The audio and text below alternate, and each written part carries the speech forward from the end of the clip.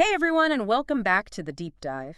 Today we're diving into something that's super relevant, especially if you have teenagers or work with them or, well, I guess just care about the future, right? Yeah. I mean, who doesn't, right? Exactly. So we're talking about school connectedness, how connected teens feel to their school. Because, and this is what we're going to really unpack for you, feeling like you belong, like you matter in school, it's a huge protective factor against all sorts of risky behaviors. It's pretty amazing when you see the research. It really is a powerful thing.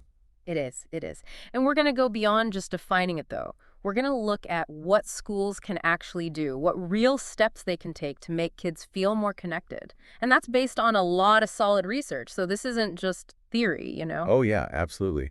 We've been digging deep into a systematic review of 14 different research articles. And these articles cover 7 different programs that schools have actually used to try and increase connectedness, which, as we'll see, really helps to reduce risky behavior.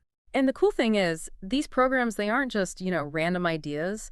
They're all based on some pretty established psychological theories. Yeah, there's a real foundation there. So what we're going to do today, our goal for this whole deep dive, is to pull out the really useful stuff from these programs, what actually works. So you can walk away understanding what schools can target, what they can focus on to help students feel more connected.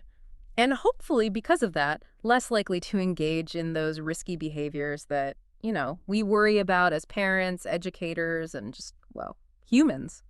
And get ready for some, I think, some aha moments along the way, because when you dig into this research, you start to see some pretty clear patterns about what works and maybe even more importantly, why it works. Right.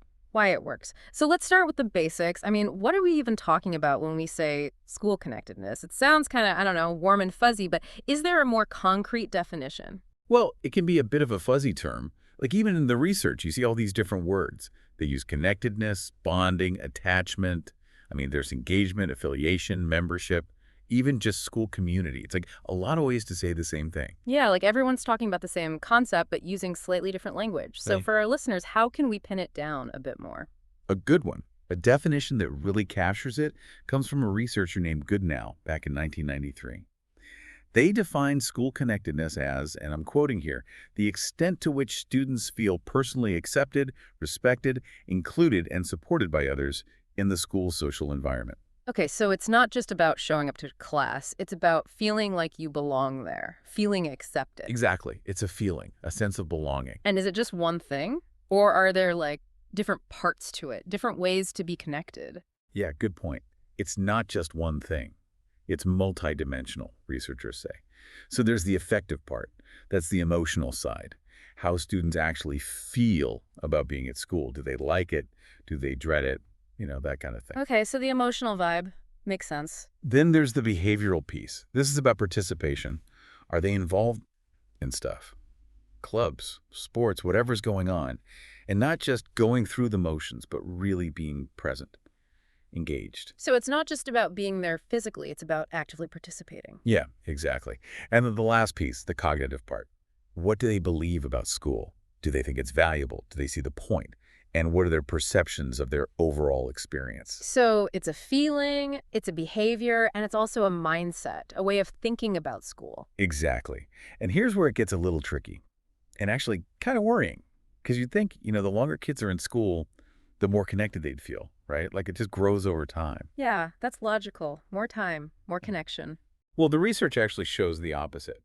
Connectedness tends to decrease during adolescence. Yeah, Like as kids become teenagers, that sense of belonging often goes down. really. That's surprising. Why would that be? Well, there are a lot of theories. Hormones, social pressures, teenagers are going through a lot of changes. But the point is, it's a time when they're already dealing with so much. And this crucial protective factor, this sense of connection to school, is often weakening. And that's a problem because, as we've been saying, school connectedness is linked to less risky behavior. Right, there's tons of research showing a strong negative association. The more connected a kid feels to school, the less likely they are to engage in risky behaviors. And just to be clear, what kind of risky behaviors are we talking about? Give us some specifics so people can really get a picture of what's at stake here. Okay, so we're talking about things like substance use, alcohol, marijuana, other drugs.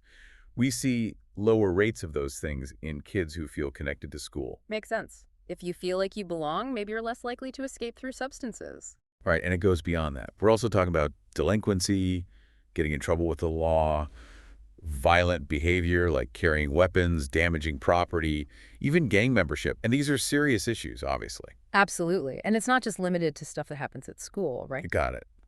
It also extends to things like transportation-related risks, like riding with someone who's been drinking or driving underage. So it's really about overall safety and well-being, even outside of school hours. So this connection to school, it's like a protective shield that extends beyond the school walls. That's a good way to put it, and I think that's a really important point for listeners to grasp, It's not just about what happens in the classroom.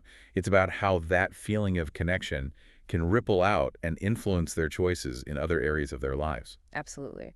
Okay, so we know that connectedness reduces risk, but why? What's the underlying mechanism? How does that actually work? Well, this is where those psychological theories we mentioned come in. They provide the why behind the what. Okay, give us the why. All right, so one big one is attachment theory. This idea is basically that those early bonds we form, as babies and little kids with our parents or caregivers, they form a template for how we relate to other people throughout our lives, including teachers and other adults at school. So if you have a secure attachment early on, you're more likely to form healthy, secure attachments later on. Exactly. And those positive relationships, they can make kids more resilient. They can provide a sense of stability and belonging that can buffer against stress and negative influences. So a student who feels a close connection with a teacher, they might feel more secure overall and less likely to seek out risky behaviors to cope with stress or feel accepted. Exactly. And then there's social control theory. This one's really interesting. Hershey, the guy who came up with it, he argued that our connections to people and institutions, like school, they act like a brake on our behavior. A break, meaning, Well, he said that when we feel connected to something, when we're invested in it, we're less likely to do things that could jeopardize that connection, like break the rules or engage in risky behaviors. because we have something to lose. Exactly. We have something to lose. And he broke it down into four main elements: attachment, commitment, involvement, and belief. Okay, walk us through those. What do those mean in the context of school? All right, so attachment is pretty straightforward. It's that feeling of connection we've been talking about, feeling close to teachers, other students, the school community as a whole. Okay, feeling like you're part of something. Right. Commitment is about investing in school, putting in effort, valuing education, seeing it as important for your future. So buying into the whole idea of school. Exactly. Involvement is more about actions, participating in school activities, clubs, sports, whatever's going on, actually being present and engaged. Okay, so putting the commitment into practice. Yeah, good way to put it. And finally, belief. This one's about accepting the rules and values of the school, believing in what the school stands for. So not just following the rules because you have to, but because you actually agree with them. Exactly. And Hershey's argument was that when these four elements are strong, it creates a kind of social bond that makes kids less likely to engage in risky behaviors. Because they have something to lose. They have people they care about, a community they belong to, values they believe in. Exactly. And if those bonds are weak, well, then they're more free to engage in risky behaviors because the consequences feel less significant. Okay, that's social control theory. Pretty powerful stuff. What about that other theory, the social development model? How does that fit in? So the social development model kind of builds on social control theory. Catalano and Hawkins, they argued that it's not just about the absence of weak bonds, but about the presence of strong, positive ones. So it's not enough to just not feel disconnected. You have to actively feel connected. Yeah, it's more proactive. Hmm. And they emphasized the importance of opportunities for positive involvement. Like, schools need to provide kids with chances to get involved in things they're actually interested in. So not just forcing them into things they don't care about. Right. And it's also about teaching them the skills they need to be successful in those settings. Like how to communicate effectively, how to work in a team, how to handle conflict constructively. So it's not just about providing opportunities, it's about giving them the tools to actually thrive in those opportunities. Exactly. And then the last piece is reinforcement. Recognizing and rewarding positive behavior, letting kids know that their contributions are valued. So making them feel seen and appreciated. Yeah. And all of this together, the opportunities, the skills, the reinforcement, it helps to build those strong social bonds that can protect against risk. And the social development model, it also incorporates ideas from other theories, like social learning theory. Remind us what that one's about. So social learning theory says that we learn by observing and imitating others. especially people we admire or identify with. So if kids see their peers or their teachers engaging in positive behavior and being rewarded for it, they're more likely to adopt those behaviors themselves. Okay, so it's about setting a good example and creating a culture where positive behavior is the norm. Exactly. And then there's differential association theory, which basically says that we're influenced by the people we spend the most time with. Makes sense. Birds of a feather flock together and all that. Right.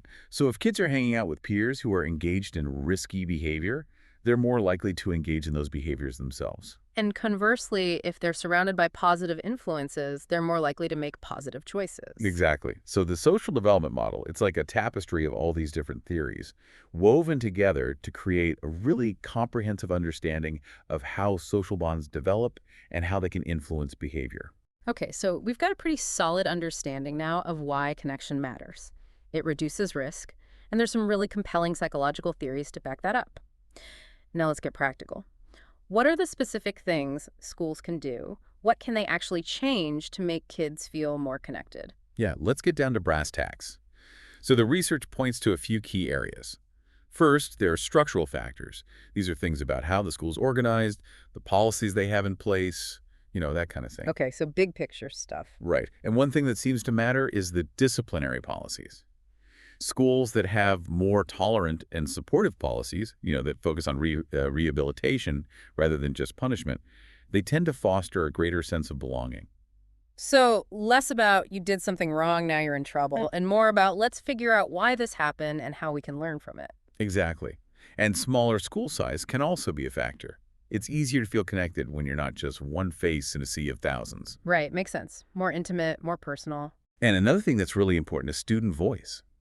Giving students a say in school policies, letting them feel like their opinions matter. So empowering them to actually shape their school experience. Exactly. When students feel like they have some agency, some control over their environment, it can really boost their sense of connection. So that's structural stuff. What about the day-to-day interactions, the classroom level? Yeah, that's actually where we see some of the most powerful influences, teacher practices and the classroom environment. So the human element. Absolutely.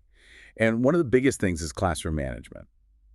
But not just any kind of classroom management. It needs to be both structured and positive, Meaning? meaning there are clear expectations, clear rules, so students know what's expected of them. But it's also warm and supportive. The teacher's caring, they build positive relationships with students, they create a safe and welcoming space.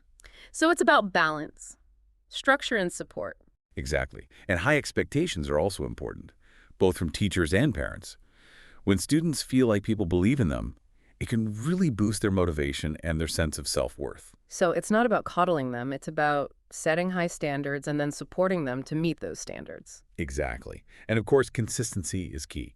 Consistent enforcement of rules, consistent support from teachers. Kids need predictability. They need to know what to expect. So no playing favorites, no mood swings from the teachers, just clear, consistent expectations and support. Exactly. And perhaps the most crucial thing of all is positive student-adult relationships. Those individual connections between students and teachers and other school staff can make a world of difference. It's about feeling seen, heard, and valued by the adults in their lives. Exactly. And there's research to back this up. A study by Goodenow found that students' perception of teacher support was the single biggest predictor of their school connectedness, especially during those middle school years when it tends to decline. So that individual relationship with a teacher, it can be a lifeline for a kid who's feeling lost or disconnected. It really can. Okay, so we've talked about the theory, we've talked about the what. Now let's talk about the how. What are some actual programs that schools have implemented to boost connectedness? You mentioned we'd be looking at 7 different ones, right? It's 7 different ones. So let's start with the Child Development Project, or CDP for short. This one's all about creating caring school communities. It's pretty comprehensive. It involves things like cooperative learning in the classroom, getting kids to work together, learn from each other, support each other. Building those positive peer relationships? Exactly. And it also focuses on developmental discipline. So instead of just punishing kids for misbehavior, it's about helping them understand the impact of their actions and develop pro-social values. So teaching them to be responsible, empathetic members of the community. Exactly. And then there's the Seattle Social Development Project, or SSDP.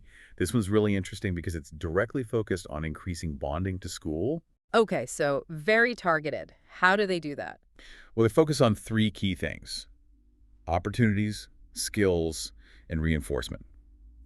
Remember, we talked about those as part of the social development model. Right, providing opportunities for positive involvement, teaching the skills needed to succeed, and then recognizing and rewarding positive behavior. That's it. So SSDP, it puts those principles into action. Cool. What else? Okay, so then there's the Positive Action Program. This one's all about boosting self-concept through positive actions. So the idea that doing good makes you feel good about yourself. Exactly. And the program involves training teachers to model and reinforce positive behavior, like being kind, being helpful, being responsible. So it's about creating a positive feedback loop. You do something good, you feel good, you do more good things. Exactly. And they believe that by boosting self-concept, it will strengthen students' bonds to the school community. Because when you feel good about yourself, you're more likely to feel good about the people and places around you. Makes sense. What's next? All right, then we have Raising Healthy Children, or RHC. This one's kind of an extension of SSDP. It builds on those same principles of opportunities, skills, and reinforcement, but it extends it to both middle and high school. So trying to bridge that gap when connectedness often dips. Exactly. They're trying to create a more seamless transition and sustain those positive social bonds throughout those critical years. Okay, what else? Okay, so then there's the Gatehouse Project. This one's specifically designed for high schools. It's a multi-level intervention, meaning it targets multiple areas, like the school environment, the classroom, even the individual student. Sounds pretty comprehensive. It is. And their main goal is to improve emotional well-being and reduce health risk behaviors. So taking a more holistic approach. Exactly. They believe that by addressing the underlying emotional and social needs of students, they can create a more supportive and connected environment that naturally reduces risks. Okay, two more to go. Right, next up is Going Places. This one's a curriculum-based program for middle schoolers, and it focuses on teaching them specific skills like problem solving, self-control, school involvement, and communication. So giving them the tools to navigate those tricky middle school years. Exactly. And it also involves a parent education component, trying to get parents more involved and supportive. And they also work on enhancing the social environment of the school. So kind of hitting it from all angles. Yeah, they're trying to create a more supportive and connected ecosystem. Okay, last one. What is it? All right, the last one is IPSY. That stands for Information Plus Psychosocial Competence Protection. It's a German program.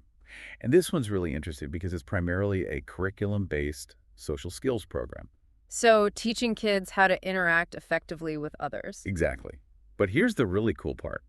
They also provide a one-day training session for teachers, focusing on improving the quality of their interactions with students. So it's not just about changing the students, it's about empowering teachers to create more positive connections in the classroom. Exactly. And it's just one day of training, which is pretty remarkable when you consider the potential impact. Yeah, that's pretty efficient. Okay, so those are the 7 programs. Now, the big question, did they actually work? Did they increase connectedness and reduce risky behavior? Well, the research review gives us some pretty good insights into that. When it comes to increasing connectedness, 4 of the programs showed really promising results: CDP, SSDP, RHC, and IPSY. And I think it's really interesting that we see positive changes from both those really comprehensive programs like CDP, SSDP, and RHC, and from a more targeted approach like IPSY with that one-day teacher training and the curriculum focus. So there might be different paths to the same destination, different ways to achieve that sense of connection. Exactly. And when we look at reducing risk behavior, we also see some positive effects. CDP, Gatehouse, SSDP, RHC, and IPSY, they all showed reductions in alcohol use. And other programs showed reductions in drug use and violent behavior. So across a range of programs targeting different risk factors, we're seeing movement in the right direction. So it's not just about feeling good, it's about making healthier choices. Exactly. But it's important to note that the size of those effects, how much those behaviors actually changed, varied across the studies. Some showed small changes, some showed more substantial changes. What might account for that? Well, a few things. The age of the students matters. For example, if you're trying to prevent alcohol use in elementary school kids, the effects might be smaller simply because those kids aren't drinking much anyway. Right, so you're starting from a lower baseline. Exactly. And some programs showed what we call mixed results, meaning they had a positive impact on some behaviors but not others. So it's not always a slam dunk. Right. And there are reasons for that. For example, going places, it didn't show much of an effect on alcohol use or antisocial behavior. And the researchers think that might be because it didn't significantly increase connectedness. So the connection piece is really key. It seems to be. And another example is RHC. They found a reduction in how often kids used alcohol and marijuana, but not necessarily in whether they used them at all. Interesting. So they were drinking or smoking less, but they weren't necessarily abstaining completely. Right. And the researchers have some theories about why that might be. Maybe occasional experimentation isn't as detrimental to social bonds as more frequent or heavy use. So there's still a lot to learn about the nuances of this connection between connectedness and risk behavior. Absolutely. And speaking of learning, one thing that's really important to consider is the long-term impact of these programs. Do the positive changes last? Yeah, that's the ultimate test, right? Sustainability. Exactly. And some of these programs have been followed up with for several years after the initial implementation. Okay, what did they find? Well, SSDP showed some really promising long-term effects. Their positive impact on connectedness actually persisted into high school. And that increased connectedness was associated with less misbehavior and risk-taking, even when those kids were 18 years old. Wow, so early intervention can really pay off down the line. It can. But CDP, they had a bit of a different picture. Their initial positive effects in elementary school, they didn't always last into middle school, at least for substance use. They did see fewer delinquent acts in the long term, though. So, mixed results. Yeah, but I think it highlights the importance of ongoing support, especially during those middle school years when connectedness often takes a dip and risk behavior tends to go up. Okay, so we've seen that some of these programs can have lasting positive effects. But there's one question I'm still curious about. Did those programs work because they increased connectedness? Or was there something else going on? That's a really important question. And to answer it, you need to use a specific statistical technique called mediation analysis. Okay, break that down for us. What is mediation analysis? It's basically a way to see if the relationship between two things, in this case the program, and the reduction in risk behavior is explained by a third thing, which is connectedness. So you're trying to see if connectedness is the missing link, if it's the mechanism that explains why the program worked. Exactly. And unfortunately, not many of the studies in the review actually did this kind of analysis. Really? Why not? Well, it's more complex statistically. It requires more data, more sophisticated analysis. But it's really important because it tells us why something works, not just that it works. So it's the difference between knowing that a light switch turns on the light and understanding how electricity actually flows through the wires. That's a good analogy. And of the two studies that did do mediation analysis, one found a mediating effect and one didn't. Okay, tell us more. Which one found the effect? IPSY. They found that their positive impact on reducing alcohol use was indeed explained by the increase in school bonding. So for them, connectedness was the key mechanism. Okay, so increasing connection led to reduced drinking. Makes sense. What about the other study? The other one was going places. And they didn't find a mediating effect for school engagement. But that's probably because the program didn't actually increase engagement in the first place. So no change in connection, no change in behavior. Pretty much. Okay, so it seems like there's pretty strong evidence that connectedness is a crucial piece of the puzzle. Now, one last thing I'm wondering about is how well these programs were actually implemented in the schools. Did they do them right? That's a super important point. And it's something that researchers call implementation fidelity.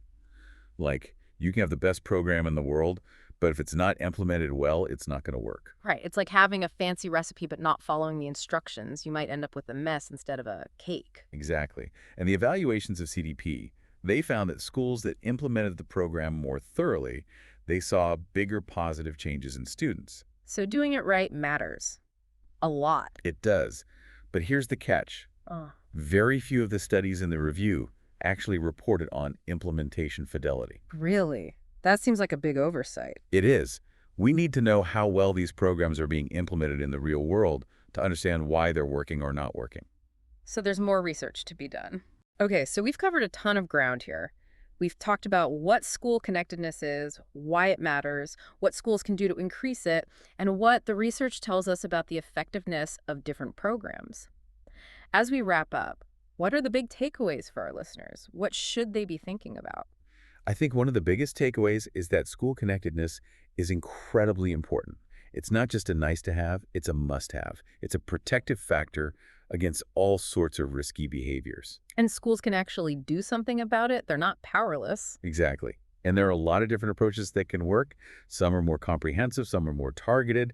But the key is to find what works best for your school and your students.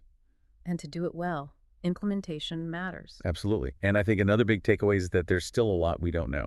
There's more research to be done. Like what? What are the big questions that still need to be answered? Well, for one, we need a more consistent way of defining and measuring connectedness. Everyone's using different terms, different measures. It's hard to compare apples to apples. So we need to get on the same page. Exactly. And we need more research that uses mediation analysis to really understand the mechanisms at play. Is connectedness truly the driving force behind these positive changes? We need more evidence, to be sure. So more rigorous research is needed. Absolutely. And we need to break down these complex programs and figure out which components are the most effective. That way we can create more efficient and targeted interventions. So focusing on what really moves the needle. Exactly. And I think the findings from IPSY, with that one-day teacher training and curriculum focus, are really promising. Maybe we don't always need these massive whole school overhauls. Maybe we can achieve significant results by empowering teachers with the right skills and tools. So focusing on the human element, those individual connections between teachers and students. Exactly. And at the end of the day, it's about finding that balance between comprehensiveness and feasibility. Creating programs that are effective but also realistic for schools to implement and sustain over time. So no pie-in-the-sky ideas. Practical solutions that can actually make a difference. Exactly. Well, I think this has been a really enlightening deep dive. For our listeners, if you take away one thing, let it be this. Creating a sense of connection in schools. It's not just a feel-good thing. It's a powerful strategy for promoting well-being and preventing risky behavior. And it's something that we can all contribute to, whether we're educators, parents, or community members. And on that note, we want to leave you with a final thought. What are some practical things you can do in your own sphere of influence to foster a greater sense of belonging and connection in the schools you're connected to? Think about it. What small changes can you make? What conversations can you start? Because even small acts of kindness and connection can have a ripple effect, and that's something worth striving for. Thanks for joining us for this deep dive.